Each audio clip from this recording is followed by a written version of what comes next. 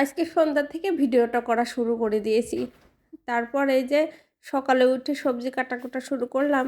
নরম করে না খিচুড়ি রান্না করব। খিচুড়িটাও আমার হয়ে গেছে, এখন আমরা খেয়ে নেব। আসসালামু আলাইকুম, হ্যালো এভরিওয়ান, কী অবস্থা তোমাদের? কেমন আছো তোমরা সবাই? আশা করি সুস্থ আছো, ভালো আছো। আজকে না সন্ধ্যার থেকে ভিডিওটা করা শুরু করে দিয়েছি। বললাম যে সন্ধ্যার থেকে করি। অন্যদিন তো সকাল থেকে করি, বিকাল থেকে করি, দুপুর থেকে করি। আজকে সন্ধ্যার থেকে ভিডিওটা করলাম। তারপরে এই যে রুটি ছিল, ভাবলাম যে একটু গুঁড়া দুধ আর একটু চিনি দিয়ে ডিম দিয়ে ভাজি রুটিটা। ঈশানও খেতে চেয়েছে, পরে যেই বলা সেই কাজ, ভেজে নিয়েছি। এই ডিম দিয়ে রুটি দিয়ে ভাজা না আমার কাছেও ভীষণ ভালো লাগে। তারপর চা বানিয়ে নিয়েছিলাম, নিয়ে ওগুলো তো খেয়ে নিয়েছি, আর সাজি তো খেয়েছে। খাওয়া শেষ করে পরের দিন সকালে অনেক সকালে উঠেছি ঘুম থেকে। ঈশানের তো পরীক্ষা, খেয়ে যাবে আবার পরীক্ষা দিতে, ওই জন্য অনেক সকালে উঠেছি। ঈশান তো পড়তে পড়তে বাইরে গেছে, আর সাজিদ তো অনেক দেরি করে ওঠে ঘুম থেকে। তারপরে কয়েকটা সবজি দিয়ে না আমি খিচুড়ি রান্না করব নরম করে। এই ঠান্ডার দিনে না খিচুড়ি নরম করে রান্না করলে আমার কাছে বেশ ভালোই লাগে।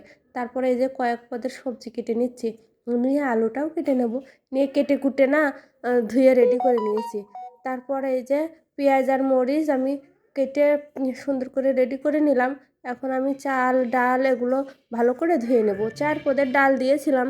কয়েক পদের ডাল দিলে না খিচুড়িটা রান্না করলে ভীষণ ভালো লাগে। তারপরে এই যে ডালগুলো আমি চাল আর ডাল একসাথে করে ধুয়ে নিয়েছি। তারপর পাতিল দিয়ে এলাচ দিয়ে তেজপাতা তেল সব কিছু দিয়ে না আমি এই যে হচ্ছে কি হালকা করে ভেজে নিয়েছি। নিয়ে ওর ভিতরে চাল ডাল একসাথে দিয়ে দিলাম। কিছুক্ষণ ভাজবো। ভাজার পর ভাজতে ভাজতে না নিচে লেগে যাচ্ছিল। পরে আমি একটু পানি দিয়ে দিয়েছি, পানি দিয়ে দেব। তারপরে এই যে সব আস্তে আস্তে একে একে এর ভিতরে মশলাগুলো দিয়ে দিয়েছি। পানিও দিয়ে দিলাম, দিয়ে একটু নাড়াচাড়া করে এখন সবজিগুলো দিয়ে দেব।